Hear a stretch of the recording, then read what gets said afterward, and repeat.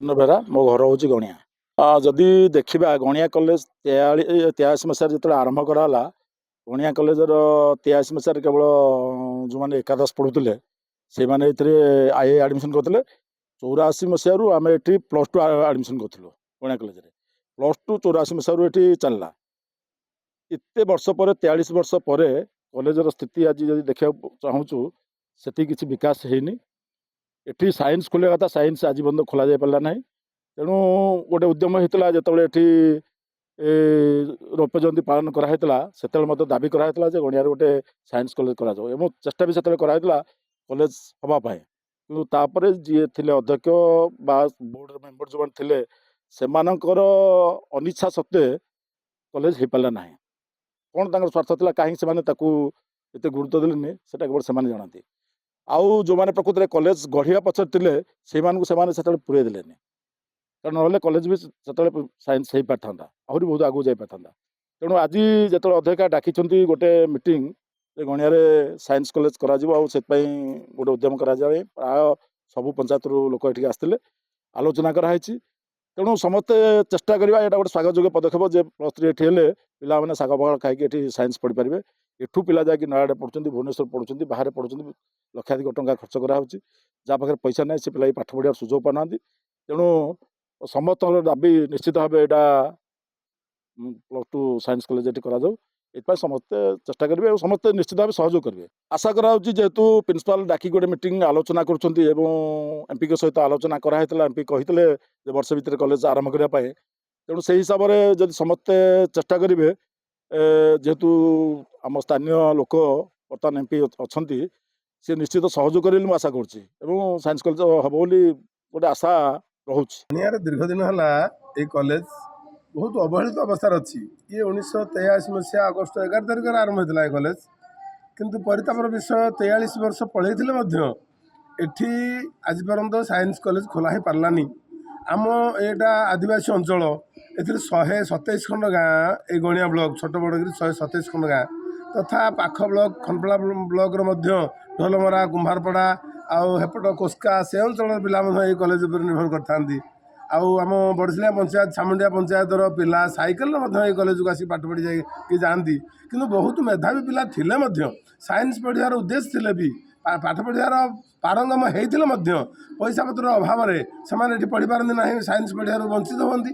ଯାହାର ପଇସା ଅଛି ସିଏ ତା ବାପା ମା ପଇସା ଖର୍ଚ୍ଚ କରିକି ପିଲାକୁ ନୟାଗଡ଼ ପଠେଇକି ପଢ଼େଇ ପାରୁଛନ୍ତି କିମ୍ବା ଦଶପଲ୍ଲାରେ ପଢ଼େଇ ପାରୁଛନ୍ତି। ଆମର ଏଇ ପାଖରେ ଆଡ଼ଗଟାରେ କଲେଜ ହେଇଥିଲେ ମଧ୍ୟ, ଆଉ ଆମର ଆର୍ସି କଲେଜ ଥିଲେ ମଧ୍ୟ ପାଠପଢ଼ାର ସେତେ ଗୁଣବତ୍ତା ନଥିବା ସକାଶେ, ତେଣୁ ପିଲା ଏଇ କଲେଜ, ଏଇ ଗଣିଆ କଲେଜ ଉପରେ ଆଶା କରୁଛନ୍ତି ଯେ ଏଠି ସାଇନ୍ସ କଲେଜ ଖୋଲନ୍ତା ତାହେଲେ ଏଠି ପଢ଼ିପାରନ୍ତେ। ତାପରେ ଆଡ଼ଗଟା କଲେଜ ମଧ୍ୟ ପଇସା ଦରକାର। 43 ବର୍ଷ ହେଲାଣି ଖୋଲିନି, ବର୍ତ୍ତମାନ ଖୋଲିବ ବୋଲି କ'ଣ ଆଶା ଅଛି, ବିଶ୍ୱାସ ଅଛି? ଶୁଣନ୍ତୁ, ଆମକୁ ତ ପ୍ରତିଶ୍ରୁତି ଦେଇଥିଲେ ଶିକ୍ଷାମନ୍ତ୍ରୀ ଯେ ଏଠି ସାଇନ୍ସ କଲେଜ ଖୋଲିବା ବୋଲି, କିନ୍ତୁ ପୁଣି କାହିଁକି ସେ କାଗଜପତ୍ର ଫାଇଲ କୁଆଡ଼େ ରହିଗଲା, ଘୁଞ୍ଚିଗଲା, ଲୁଚିଗଲା, ଆମେ ଜାଣିପାରୁନୁ। ଯଦି ଖୋଲା ନ ହୁଏ, ଆମେ ଚେଷ୍ଟା, ଆମେ ତ ସରକାରଙ୍କୁ ଆପଣଙ୍କ ମାଧ୍ୟମରେ ଜଣାଇଦେବା ପାଇଁ ଚାହୁଁଛୁ ଯେ ଦୟାପୂର୍ବକ ଆମର ଏଇ ଗଣିଆରେ ସାଇନ୍ସ କଲେଜ ଏହି ଶିକ୍ଷାବର୍ଷ ଠାରୁ ଖୋଲାଯାଉ, ପିଲା ଏଠି ଆଡ଼ମିସନ୍ କରନ୍ତୁ ଏବଂ ସାଇନ୍ସ ପଢ଼ନ୍ତୁ। ଆଉ ଯଦି ସରକାର ଏହି କଥାକୁ କର୍ଣ୍ଣପାତ ନ କରନ୍ତି, ଅବହେଳା କରନ୍ତି, ଆଗାମୀ ଦିନରେ ଏଠି ଖୋଲିବା ପାଇଁ ସୁବିଧା ସୁଯୋଗ ନ ଦିଅନ୍ତି, ତାହେଲେ ଆମେ ବାଧ୍ୟ ହବୁ ଏ ଅଞ୍ଚଳର ବୁଦ୍ଧିଜୀବୀ, ଅଞ୍ଚଳର ଜନସାଧାରଣ ରାଜରାସ୍ତା ଓହ୍ଲେଇବୁ। ଆଜି ଗଣିଆ କଲେଜ ଯେଉଁ +2 ଆର୍ଟ୍ସ ଚାଲିଛି, ସେଇଠି ଗୋଟେ ସାଇନ୍ସ ଷ୍ଟ୍ରିମ୍ ଖୋଲିବା ପାଇଁ ଏହି ବାବଦରେ ଆଲୋଚନା କରାଯାଉଥିଲା। ଆଉ ଆମେ ସମସ୍ତେ ହୃଦବୋଧ କରୁଛୁ, ଯେଉଁମାନେ ବସିଥିଲୁ, ଏଠି ନିହାତି ହେବା ଦରକାର, ଆଗରୁ ହେବା ଦରକାର, କିନ୍ତୁ ଆଜି ପର୍ଯ୍ୟନ୍ତ ହେଇପାରିନି, ଦୁଃଖିତ। ତେଣୁ ଏବେ ଆମେ ଅନୁରୋଧ କରିବୁ ଇନଚାର୍ଜକୁ ସମ୍ପୂର୍ଣ୍ଣ ଦାୟିତ୍ୱ ନେଇକି ଏଇ ଏଜୁକେସନ୍ ଇଏରେ ସେଟା ଖୋଲାଯାଉ। ନିଶ୍ଚିତ ଗ୍ୟାରେଣ୍ଟି ଅଛି, ଆମ ଲୋକ ସମର୍ଥନ ଅଛି ଆମର, ଆମେ ସହଯୋଗ କରିବୁ। ନ ଖୋଲା ଗଲେ ଆମେ ରିଭଲ୍ୟୁସନ୍ ଷ୍ଟାର୍ଟ କରିବୁ ଏଗନେଷ୍ଟରେ। ହଁ, ଆମେ ଗଭର୍ଣ୍ଣମେଣ୍ଟ ଏଗନେଷ୍ଟରେ ରିଭଲ୍ୟୁସନ୍ ଷ୍ଟାର୍ଟ କରିବୁ। କାହିଁକିନା ଆମ ପିଲାମାନେ, ମୋ ପିଲା ସ୍ପେଶିଆଲି ସାଇନ୍ସ ପଢ଼ିବା କଥା, ମୋର ପଇସା ଅଭାବରୁ ମୁଁ ତାକୁ ନୟାଗଡ଼ ପଠେଇଲି ଭାରି କଷ୍ଟରେ। ମୁଁ ଚାଷୀ ଲୋକ ନା, କିନ୍ତୁ ଯଦି ଏଇଠି ହେଇଥାନ୍ତା ଶାଗ ପଖାଳ ଖାଇକି ମୋ ପାଠ ପଢ଼ି ପାରିଥାନ୍ତା ସାଇନ୍ସ, କିନ୍ତୁ ହେଇପାରିଲାନି। ମୁଁ 2 ଲକ୍ଷ ଟଙ୍କା ଖର୍ଚ୍ଚ କଲି 2 ବର୍ଷରେ। ମୋ ନାଁ ହେଉଛି ଆର୍ତ୍ତତ୍ରାଣ ମିଶ୍ର, ଯାହା ଆପଣ ଏଟିଏମ୍ ଭାବେ ପରିଚିତ। ଆପଣ ଜାଣିଛନ୍ତି ମୁଁ ଜଣେ କଳାକାର, ଏଇ ଅଞ୍ଚଳର ଲୋକ। ସେଇଟା ତ ହେଉଛି ଦୁଃଖ ଏବଂ ପରିତାପର ବିଷୟ। କାହିଁକି ନା ଗଣିଆ ହେଉଛି, ଗଣିଆ ବ୍ଲକ ହେଉଛି ଗୋଟେ ହେଡ଼କ୍ୱାର୍ଟର। ଏଇ ହେଡ଼କ୍ୱାର୍ଟରରେ ବହୁତ ବଡ଼ ବଡ଼ ଲୋକ ଅଛନ୍ତି। ମୁଁ ଏଇଠି ଆଜି ମିଟିଂରେ ଆସିକି ଆଟେଣ୍ଡ କଲା ପରେ ଜାଣିବାକୁ ପାଇଲି ଯେ କୁଆଡ଼େ 2012-13ରେ ଏଠିକି ଆପ୍ରୁଭାଲ୍ ଆସିଥିଲା। ଯଦି ଆପ୍ରୁଭାଲ୍ ଆସିଥିଲା ତାହେଲେ ହେଇପାରିଲାନି କାହିଁକି? ତାମାନେ ଏଇଠି ଯିଏ ଥିଲେ ପୂର୍ବତନ ଅଧ୍ୟକ୍ଷ ତାଙ୍କର ବୋଧେ ଆନ୍ତରିକତା ନଥିଲା ଏବଂ ସିଏ ବୋଧେ ଚାହୁଁନଥିଲେ ଯେ ଗଣିଆ ଅଞ୍ଚଳର ଉନ୍ନତି ହଉ, ପିଲାମାନେ ଏଠି ପାଠ ପଢ଼ନ୍ତୁ। କାରଣ ଇଏ ହେଉଛି ଗୋଟେ ଆଦିବାସୀ ଅଧ୍ୟୁଷିତ ଅଞ୍ଚଳ। ଏ ଆଦିବାସୀ ଅଧ୍ୟୁଷିତ ଅଞ୍ଚଳରେ ମାନେ ଲୋକଙ୍କ ପାଖରେ ପଇସା ବହୁତ ଅଭାବ, ପ୍ରବଳ ପଇସା ଅଭାବ। ସେମାନେ କାହିଁକି 20 କିଲୋମିଟର, 30 କିଲୋମିଟର, 50 କିଲୋମିଟର, 100 କିଲୋମିଟର ଯିବେ? ତାଙ୍କର କ'ଣ ଶିକ୍ଷା ମାନେ ଶିକ୍ଷାଗତ ଯୋଗ୍ୟତା ହାସଲ କରିବାର ଅଧିକାର ନାହିଁ? ସରକାର ତ ଶିକ୍ଷାକୁ ସଦାବେଳେ ଗୁରୁତ୍ୱ ଦେଉଛନ୍ତି।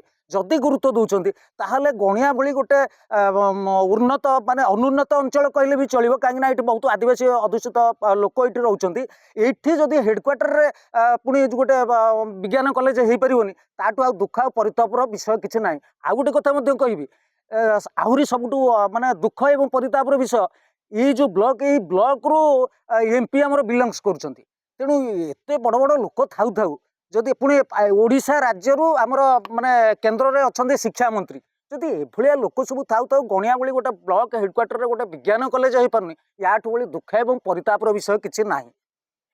ସରକାର ଏସବୁ ଜିନିଷକୁ ଆଗାମୀ ଦିନରେ ଆପ୍ରୁଭାଲ୍ ନ ଦିଅନ୍ତି ବା ଯଦି କୌଣସି ପ୍ରକାର ବ୍ୟତିକ୍ରମ ସୃଷ୍ଟି କରନ୍ତି, ମୁଁ ଶୁଣିବାକୁ ପାଉଛି ଯେ ବିଭିନ୍ନ ପ୍ରକାରର ସବୁ ଏଇଠି ସବୁ ଏଇ କଲେଜଟା ଖୋଲିବା ପାଇଁ ବିଭିନ୍ନ ପ୍ରକାର ଲୋକ ସବୁ ବିଭିନ୍ନ ପ୍ରକାରର କମ୍ପ୍ଲେନ୍ କରି ଚାଲିଛନ୍ତି। ସେ କମ୍ପ୍ଲେନ୍ର କିଛି ମୂଲ୍ୟ ରହିବନି, କାରଣ ଯେତେବେଳେ ଜନତା ଜାଗିବେ ସେତେବେଳେ ସିଏ କୁଆଡ଼େ ହଜିଯିବେ, ତାଙ୍କ ପତ୍ତା ମିଳିବନି।